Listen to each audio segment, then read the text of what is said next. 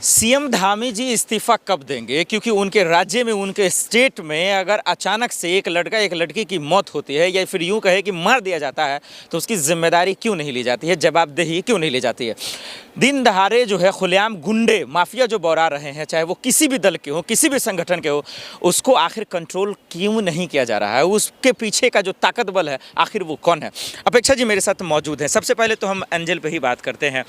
एक जो पिता जो पूरे देश की रक्षा कर रहा है, अपने बेटा की रक्षा नहीं कर पाया, जिसकी जिम्मेदारी छोड़ा वो भी उनको नहीं बचा पाए, चीनी मोमो कर कर उनको मार दिया गया। कैसे देख रहे हो? सर शर्मनाक बात है सबसे पहले, क्योंकि ये देश आप लोगों को भी सबको पता है कि यहाँ पे भिन्न भिन्न तरीके के लोग हैं, ठीक है। अलग अलग कल्चर के लोग हैं, अलग अलग बोली के लोग हैं, अलग अलग पहनावे के लोग हैं, अलग अलग फेस्टिवल्स के लोग हैं, अलग अलग धर्म के लोग हैं, ठीक है। सबका राज्य अलग है, सब कुछ अलग है।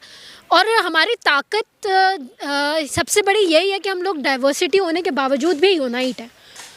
पर कुछ संघी मानसिकता के लोग, मनुवादी मानसिकता के लोग, जिनके दिमाग में बस ये कीड़ा बैठ गया है कि हम लोगों को सिर्फ किसी को मार देना है, हम लोगों को सिर्फ हुड़दंग मचाना है, हम लोगों को सिर्फ किसी को जान से मार देना है, तो वो लोग यही करते हैं। पहले लोगों को मुस्लिम होने के नाम पे उनको प्रताड़ित किया गया, उसके पहले दलित होने के ऊपर प्रताड़ित किया गया, उसके बाद फिर आप ओबीसी हो तो प्रताड़ित किया गया, यादव होने के बाद में उसके ऊपर मूत्र छिड़का गया। अब नया ट्रेंड आया है कि आप अगर नॉर्थ ईस्ट से बिलोंग करते हैं तो फिर आप चाइनीज़ हो गए हैं। तो फिर क्यों फूट फूट के आते हैं जब चाइना अरुणाचल प्रदेश घेर लेता है? तब आप क्यों बोलते हैं कि अरुणाचल प्रदेश हमारा देश? चाइना का था भी नहीं ना। नहीं तो नहीं था ना, वही तो मैं बोल रही हूँ। इलीगली आप चाइना कर रहे हैं ना उसको अंदर, तब आप फूट फूट के क्यों आ जाते हैं कि चाइना हमारी बॉर्डर पे कब्जा कर रहा है? नहीं नहीं, अरुणाचल प्रदेश हमारा देश। आपने उन लोगों को अपना समझा कब है? उन लोगों को आपने इंडियन कब समझा है? आज भी तो वही हुआ ना, उन लोगों को नहीं समझा इसलिए उनको चाइनीज, मोमोज ऐसे नाम करके चाइनीज नहीं भी है, भारतीय नहीं भी है, तो मारने का अधिकार लोगों को किसने दे दिया है? पता नहीं, इनकी सरकार है, अब इन लोगों को दे दिया होगा। हिंदूवादी लोगों ने बजरंग दल को जैसे खुलेआम इन्होंने दे दिया, आरएसएस को दे दिया अब खुला मौका कि आप जाके किसी को भी मार दो, किसी को भी कुछ भी कर दो, हाँ, किसी को फांसी में लटका दो, किसी को एनकाउंटर कर दो। कानून किसके लिए? कानून हमारे लोग, हमारे जैसे गरीबों के लिए है। क्या देखो, सीधे आपको बात बताऊं, कानून और मारने का अधिकार उन लोगों के पास है जो पावर में है।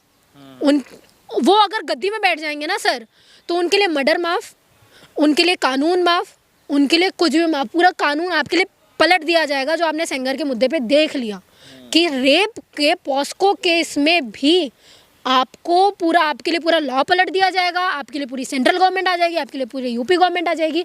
तो ये उन लोगों के लिए है, एंजल जैसे लोगों के लिए नहीं है, जो मरते मरते भी इंसान ये चीज़ बोल रहा है कि मैं इंडियन हूँ।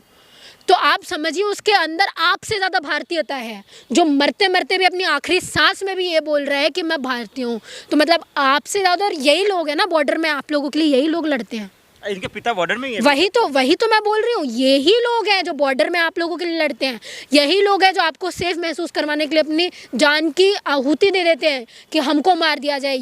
आप लोग तो अय्याशियाँ कर रहे हैं अपनी बीवी के साथ में घर में, ठीक है। ये लोग अपने परिवार को छोड़ छोड़ के बॉर्डर में लड़ते हैं। एंजल के मौत का जिम्मेदार कौन है फिर? इस एंजल के मौत का जिम्मेदार पूरी सरकार है, ठीक है। ये वो चंद चुनिंदा लोग हैं जो अपने आप को हिंदूवादी कहते हैं कि हमने जो बेड़ा उठा के रखा है सबको हिंदू राष्ट्र बनाने का, हम लोगों को हक है उनको मारने का। मंत्री धामी साहब ने बातचीत की उनके पिता से, लग रहा है कि इंसाफ मिलेगा।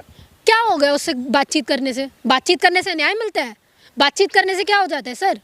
न्याय तब मिलता है जो ये सरकार है ना, जो ये बोलती थी कि हम फांसी में टंगाने का काम करेंगे, न्याय तब मिलता है कि आप तब फांसी में टंगाओ, नहीं तो एज पर लॉ आप उसके ऊपर कोई ना कोई चार्जेस डाल के उसको अंदर करो। मुख्य आरोपी अभी भी फरार है। अब सोचिए क्या बात है, 10 लोगों को तो वैसे ही आप पकड़ लेते हो, पर मुख्य आरोपी को आप पकड़ नहीं पाते हो। इसका मतलब ये है ना कि ऊपर तक कनेक्शंस हैं।